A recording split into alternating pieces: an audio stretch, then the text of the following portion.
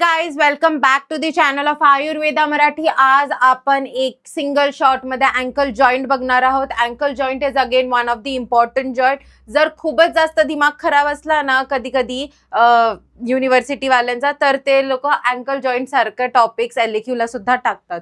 So त्या दृष्टिकोनातून आपल्याला अँकल जॉईंट आज बघायचं आहे. आपण सगळं क्विक रिव्हिजन फॉर्मॅट मध्ये बघूया. So it should be not very helpful, like not helpful, but it should not be very stressful on you, but should be helpful on you.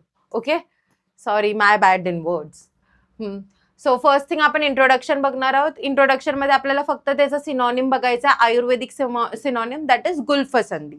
Okay, so गुल्फसंधीचा point of view नी आपल्याला आयुर्वेदिक नाव का माहिती असलं पाहिजे, तर बेसिक मी तुम्हाला याच्यासाठी सांगते. कधी कधी तुम्हाला आयुर्वेदिक नावानी सुद्धा ती संधी विचारली जाऊ शकते. So do not get confuse. तुम्हाला अँकल जॉईंटच विचारलेलं आहे, या दृष्टिकोनातूनच पेपर लिहायचं, कारण गुल्फसंधी हे आयुर्वेदामध्ये इन डिटेल एक्सप्लेन केलेली नाहीये. ओके, सो नेक्स्ट बघूया पोझिशन. पोझिशन आपल्याला माहिती, it is the joint of the lower limb.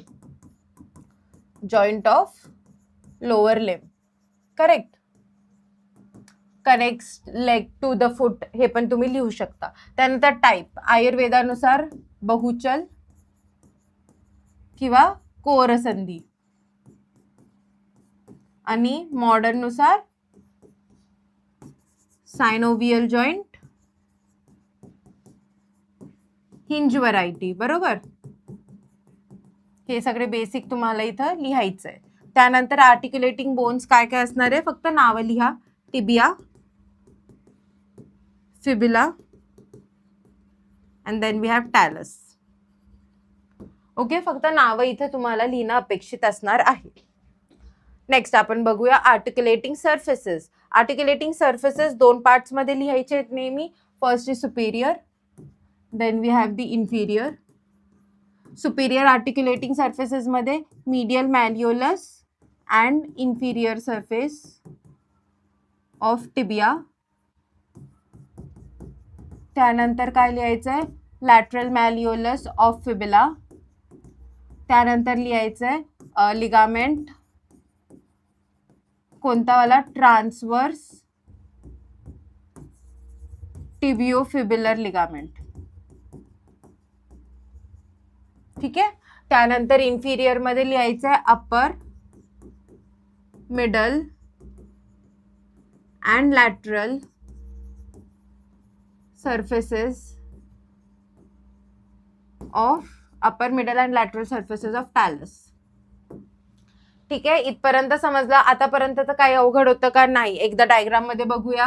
हे बघा, टॅलसचं मीडियल, अपर आणि लॅटरल सर्फेस इन्व्हॉल्व्ह होत आहे. आता आपण या पेननी अपर बघूया. हे मीडियल मॅलिओलस, हे लोअर एंड ऑफ फिबिला, हे लॅटरल मॅलिओलस, आणि इथे एक लिगामेंट असतो that is known as tibiofibular ligament, transverse tibiofibular ligament.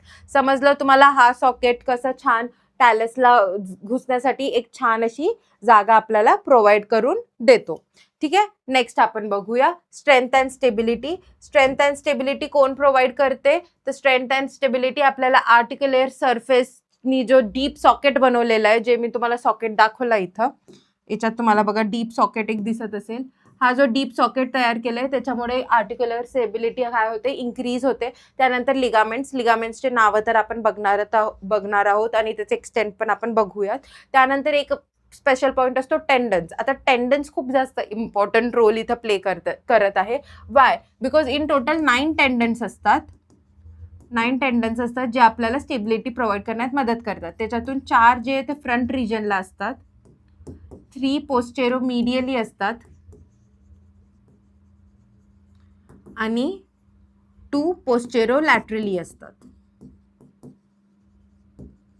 ठीक आहे, तर हे टोटली काय करतात, स्टेबिलिटी प्रोव्हाइड करून देण्याचं काम करतात. काय काय, पहिला तर आर्टिक्युलर सर्फेसेस जे डीप सॉकेट फॉर्म करतात, लिगामेंट्स, आणि मग टेंडन्स मध्ये हे थोडंसं महत्वाचं आहे म्हणून सांगितलेलं आहे.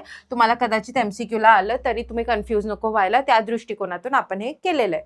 त्यानंतर लिगामेंट्स बघूयात. इन टोटल आपल्याला 4च लिगामेंट्स बघायचे आहेत. पहिला आहे आर्टिक्युलर कॅप्सूल, दुसरा आहे सायनोव्हियल मेम्ब्रेन, तिसरा आहे डेल्टॉइड, त्यालाच आपण मीडियल लिगामेंट पण म्हणतो, आणि चौथा आहे लॅटरल लिगामेंट. ठीक आहे, सगळ्यात आधी आपण पहिला लिगामेंट बघूया. आर्टिक्युलर कॅप्सूल. आर्टिक्युलर कॅप्सूल कुठे प्रेझेंट असणार आहे? एकदम सुपिरियर मार्जिन्स पासून ते इन्फिरियर सरफेसच्या मार्जिन पर्यंत पूर्ण ठिकाणी आर्टिक्युलर कॅप्सूल प्रेझेंट असणार आहे. त्यालाच आपण फायब्रस कॅप्सूल सुद्धा म्हणू शकतो. आणि त्यालाच क्लोजली लाईन आपली कोण प्रेझेंट असणार आहे? सायनोव्हियल मेम्ब्रेन. हे दोन तर तसे पण कॉमनच लिहायचे आहेत सगळ्यांमध्ये. आता तिसरा लिगामेंट महत्वाचा आहे. तिसरा लिगामेंटलाच आपण काय म्हणू? डेल्टॉइड लिगामेंट किंवा मीडियल लिगामेंट पण म्हणतात. आता मीडियल आहे तर कोणाशी इन रिलेशन सोबत येणार आहे? मीडियल मॅलिओलस सोबत. एवढं तर सगळ्यांचे कॉन्सेप्ट क्लिअर आहे. याचे फर्दर 3 पार्ट्स होतात. 3 पार्ट्स का? हे जे 3 पार्ट्स असतात हे स्ट्रॉंग आणि स्टेबिलिटी प्रोव्हाइड करण्यासाठी असतात. आता टिबिओ आहे तर एक गोष्ट ध्यानात ठेवायची की सगळ्यांचं ओरिजिन एकच आहे, दॅट इज द मीडियल मॅलिओलस. आता 3 पार्ट्सचे मी नाव सांगते. पहिला आहे टिबिओ नॅव्हिक्युलर. कुठपर्यंत जातं? Medial malleolus of tibia to navicular bone.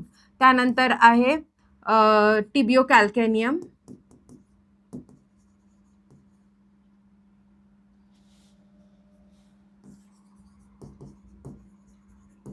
त्यानंतर आहे टिबिओ टॅलर. टिबिओ कॅल्कॅनियम कुठून तर कुठपर्यंत? मीडियल मॅलिओलस पासून ते सबटेंटॅक्युलम टॅलापर्यंत, which is a part of calcaneum bone.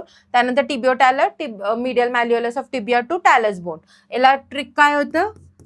टीना, टिक्का आणि टिट्टा. ओके, ही ट्रिकनी तुम्ही याला पार्ट करू शकता. हे मी तुम्हाला इथं ॲज अन डायग्राम मध्ये दाखवून पण देते. ही आहे, ओके इथं गायबच केलं यांनी. आता it will be difficult only, but मी तुम्हाला सांगून देते. हे आहे टिबिओ टॅलर. ही असणार आहे टिबिओ कॅल्कॅनियम आणि ही असणार आहे टिबिओ नॅव्हिक्युलर. ही अजून एक गोष्ट, टिबिओ नॅव्हिक्युलरलाच अँटेरियर फायबर्स पण म्हणतात, याला मिडल फायबर्स म्हणतात आणि याला पोस्टेरियर फायबर्स पण म्हणतात. म्हणून हे बघा इथं एकदा आपण क्लीन करून मी तुम्हाला परत दाखवते डिफरंट कलरच्या पेन्सनी. हे काय आहे? येलो कलरमध्ये जे केलं आहे टिबिओ नॅव्हिक्युलर. बघा सगळ्यांची ओरिजिन एकच आहे, मीडियल मॅलिओलस. हे आहे टिबिओ टॅलर आणि त्यानंतर जे पिंकनी केलंय ते आहे टिबिओ कॅल्कॅनियम. ठीक आहे, ओरिजिन सगळ्यांची कुठून आहे? मीडियल मॅलिओलसनी. आय होप तुम्हाला त्याच्यामध्ये आता क्लिअर कट सगळं दिसत असेल. त्यानंतर आपल्याला अजून एक चौथा लिहायचा आहे आपला लॅटरल लिगामेंट.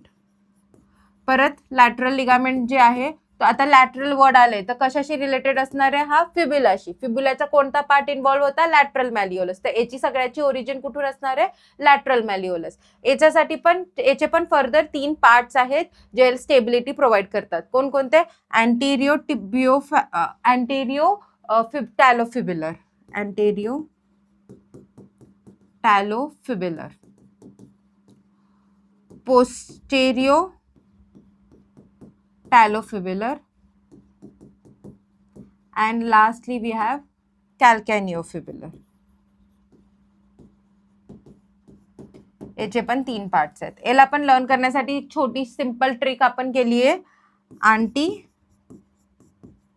पापा, चॉकी.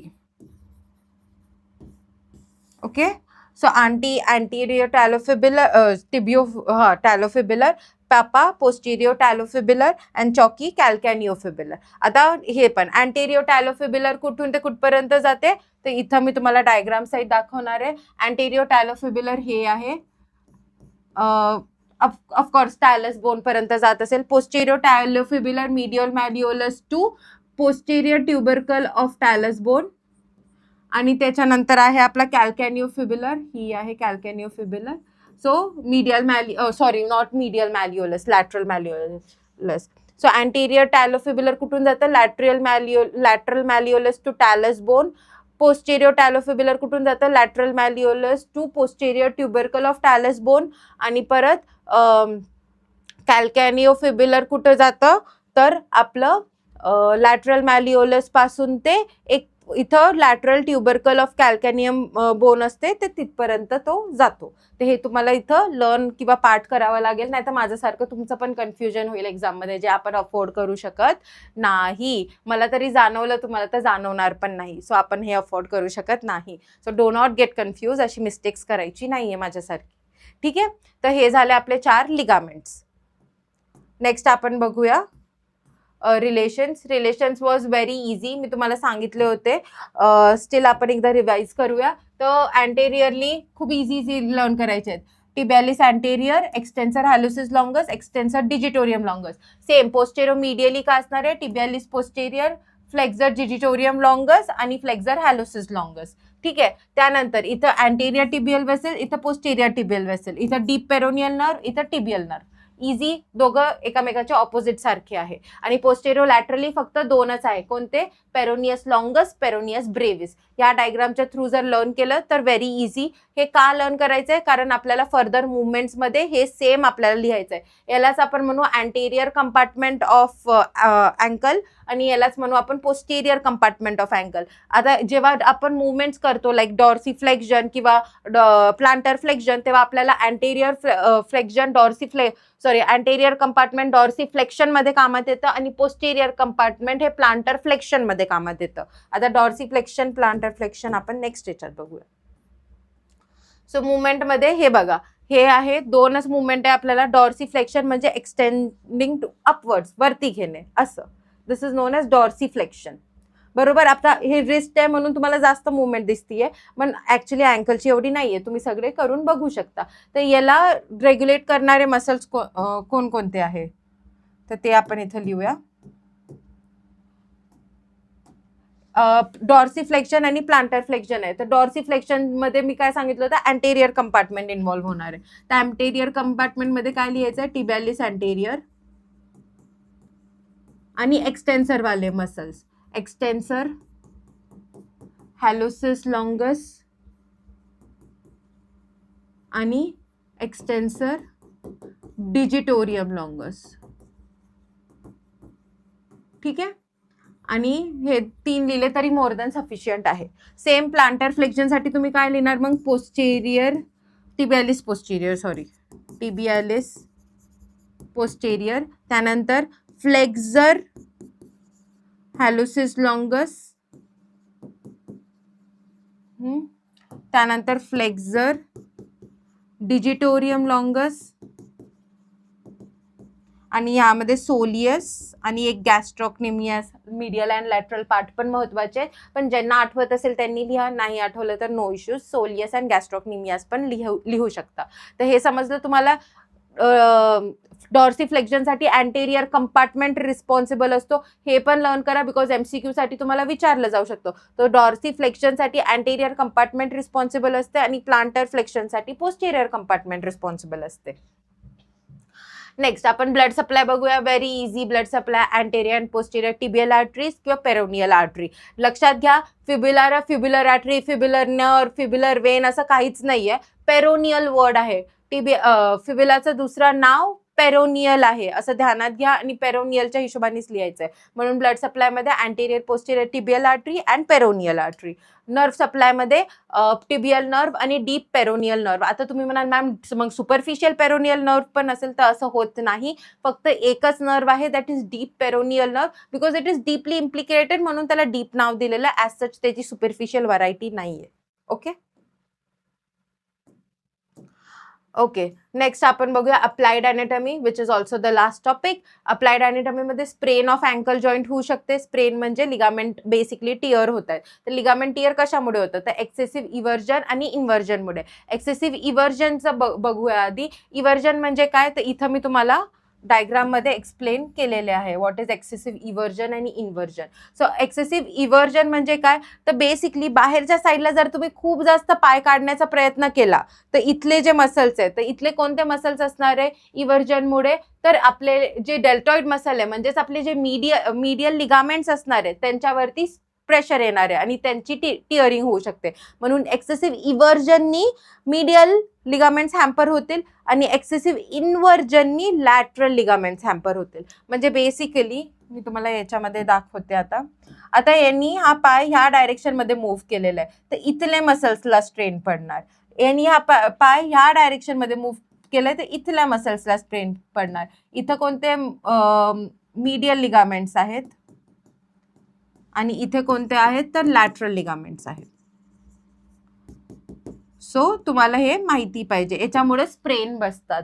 आता फॉर एक्झाम्पल मी तुम्हाला सांगते, कोणी चालत असलं, खाली खड्डा असला, त्यांनी बघितलं नाही आणि त्याचा पाय वाकडा पडला, आपण म्हणतो ना तुझा पाय मुरगळला, तर कसं मुरगळला? खूप जास्त एक तर इन्व्हर्जन होतं, नाही तर खूप जास्त इव्हर्जन होतं, ज्याच्यामुळे एका साईडची लिगामेंट टिअर होऊ शकतात, ज्याच्यामुळे आपल्याला खूप जास्त अनबिअरेबल पेन फील होतो. ओके, सो पाय मुरगळला इज दिस ओनली. हां, त्यानंतर अचायलिस टेंडनाइटिस, एक अचायलिस टेंडन असते आपल्या बॅकमध्ये, बॅक ऑफ दी अँकल म्हणू शकतो. तिथं खूप जास्त सेन्सिटिव्ह एरिया आहे, तिथं आपण रिफ्लेक्सेस पण चेक करतो, अचायलिस टेंडन रिफ्लेक्स म्हणून. पण जर जर ती जर तो आपण अचायलिस टेंडन कट केलं तर एक्सेसिव्ह ब्लिडिंगमुळे डेथ पण होऊ शकते आणि किंवा जर वाचवलंही जरी त्या पर्सनला, तरी तो कधी परत चालू शकणार नाही. It is one of the very important muscle that is use for walking, sorry tendon that is use for walking.